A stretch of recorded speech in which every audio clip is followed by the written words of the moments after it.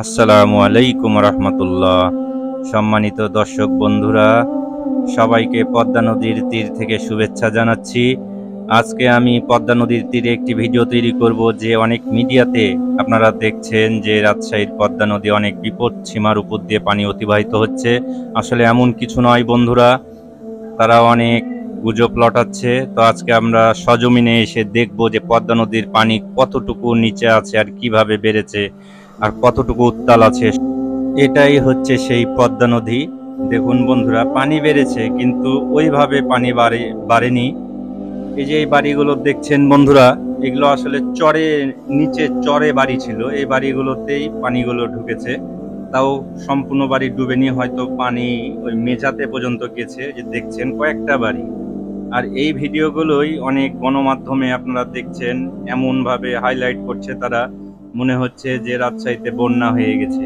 আসলে এমন কিছু না বন্ধুরা, রাজশাহীতে এখনো বন্যা হয়নি, ওরকম পরিস্থিতি শুরু হয়নি এখনো। এই যে দেখেন স্বাভাবিকভাবে নদীতে মাছ মারছে, নদীও কত শান্ত হয়ে আছে নদী। এই দেখুন বন্ধুরা,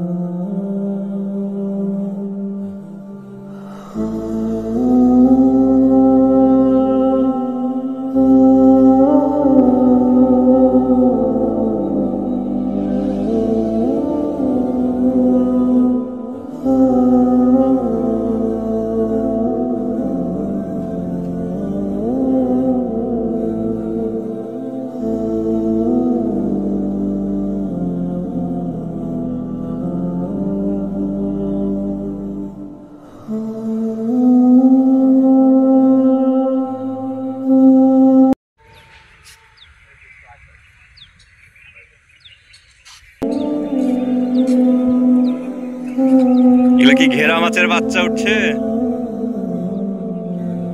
ট্যাংরা উঠছে না? না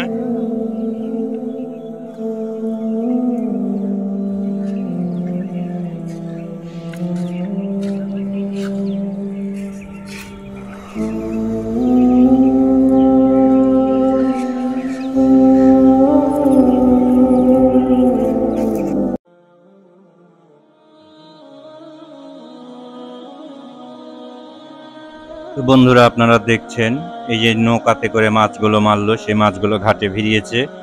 তারা এইভাবেই প্রতিনিয়তই মাছ মারে যাচ্ছে। দেখছেন অনেক সুন্দর নদীর খচ্চা মাছগুলো তারা পেয়েছে।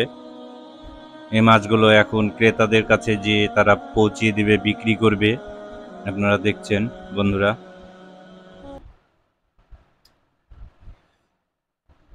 এই যে নদীর অবস্থা দেখুন বন্ধুরা, কত শান্ত হয়ে আছে। আর এক একটি মিডিয়াতে এমনভাবে ফোকাস করছে যে একবারে রাজশাহী শহর ডুবে গেছে, রাজশাহী শহর ডুবে যাবে, এরকম কিছু বলছে তারা। আসলে এমন কিছু না বন্ধুরা। সো বন্ধুরা, ভিডিওটি আপনাদের কেমন লাগলো অবশ্যই জানাবেন। আর এই ভিডিওটি আমি তুলে ধরলাম এই কারণে যে অনেক মানুষ চিন্তিত রাজশাহী শহরকে নিয়ে, তাদের উদ্দেশ্যে এই ভিডিওটি বানানো আমার। তো আপনাদের কাছে কেমন লাগলো অবশ্যই জানাবেন। আসসালাম।